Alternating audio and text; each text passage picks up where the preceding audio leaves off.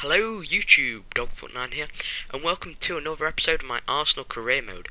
And today, towards the end of the episode, I've got a squad report for you guys, as I thought I'd just show you how my players are growing, and just showing who's grown, who's not, and who surprised me and things like that. But first of all, I get an offer from Cameroon to be their international manager. So I was wondering, if I do get an international offer for a job, do you think I should take it? Do you think I should take this Cameroon job? Or do you think I should take I don't know, the offer which comes later on in the episode, or shall I wait it out and see who actually offers me a contract to be their international manager?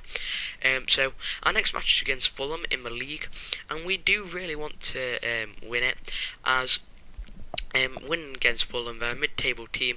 They won't really be threatening us at the top, but we need to pick up the points really, because I think we have got like 3 games in hand against Chelsea, I think, at the top there, but we still need to pick up them points. And as you can see there, Santi Cazorla wanted more, as he's been playing quite well. He's had 1 goal and he's appeared 10 times, I think that is. But I went with the chief executive's offer. Well, what he'd recommend, but he didn't seem to really like that, so he rejected it, but you won't see that yet. So I'm going to probably add a couple more years on to that contract, because that's what he said was wrong with it. And as you can see, a couple of my players just a bit injured there, so I had to take them out. And also Monreal was still on his red card, so I had to put Kieran Gibbs as my left back, and he's quite a solid left back, I must admit. Him and Monreal will be quite a good swap around. They seem to be quite an equal overall. I think they've got 78 and 79 overall. And as you can see there, I was putting out quite a strong team, as I did want to get a win on the board. And the next match after this was on the international break, so my players, as most of them weren't, well, they were going out with their international team, but quite a few of them weren't actually getting played for the first team. So they had like an early match or something like that, so we could actually get their fitness back. And as you can see there from the league table, we had 3 games in hand on Chelsea and Newcastle, and we were only 3 points behind Chelsea at the top there. So if we do pick up some of these points, we will go above them with our goal difference, which is about 13 or 14 now, I think it is. But some nice work here by Cavani.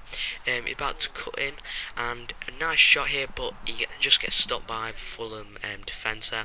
And Fulham were quite good at defending. I must say, Steve Sidwell, he was really controlling the ball in the centre of the park, but luckily he got injured a bit later on in the game, so it opened him up a bit.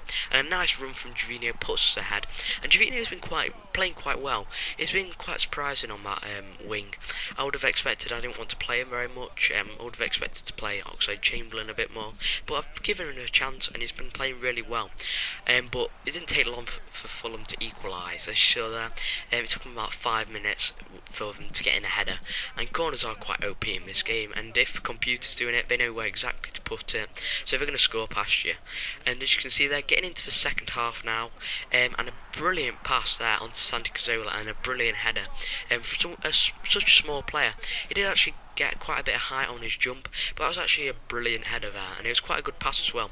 But as you can see, we brought Muriel on, as we really did want to get a solid win, as we wanted to up our goal tally, and just cleared off the line there from a brilliant chip shot from Muriel there.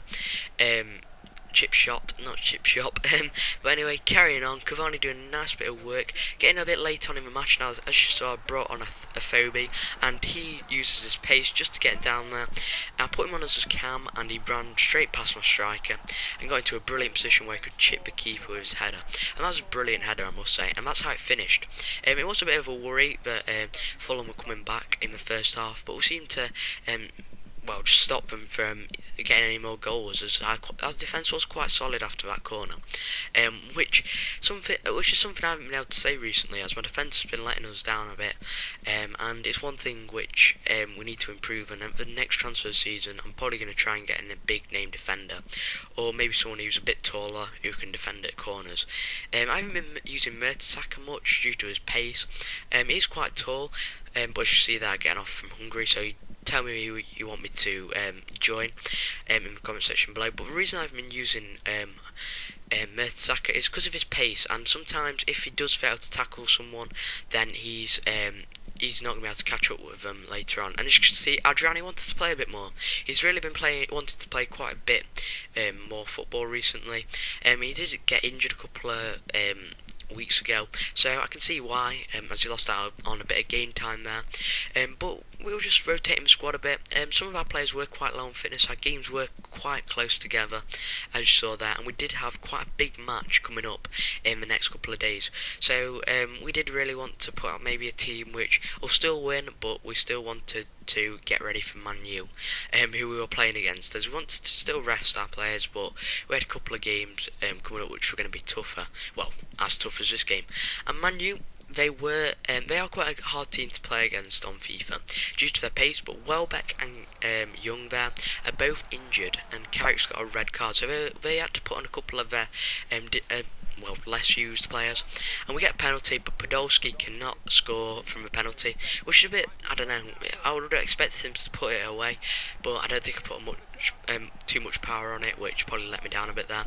And a bit of a terrible goalkeeping there, gives it straight to Jovino, and he puts it away. It was a pretty bad shot by Cavani, but I didn't see why the goalkeeper couldn't pick that up, and Jovino goes in there and capitalises.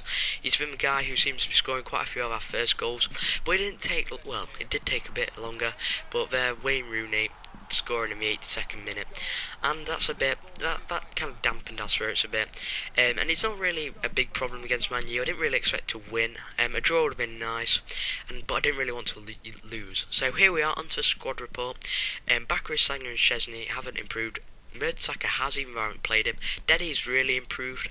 He's improved in really good defensive stats there. Kieran Gibbs, quite a young player, he's improved, along with Diaby, who's gone up by 1, who I didn't expect to. Also Chamberlain, the 19-year-old's improved. Jovino hasn't though, which is a bit shocking. But Adrian, he has really improved, and so has Podolski. I didn't expect Podolski to go up, and neither did I expect Cavani to go up. As you can see, Mead went up a bit there. Yanaris, he didn't go up. But one player who did shock me was Afobe. He didn't go up at all, and I did expect him to go up a bit more, because he's been playing quite well recently. And Santi Cazorla, he's gone up by 2. No wonder he wants to get that extra pay, because he's been playing really quite well for the team recently. And as you can see, some of my youth players, they are improving, and Laurent Koscielny and Theo Walcott, they've both gone up by 2. I didn't really expect Koscielny to go up by much, but he has done, and these are just some of the loaned out players. So anyway, you guys, if you enjoyed this video, please leave a like, subscribe for more career mode and FIFA videos, and until next time guys, I'll see you later. Bye.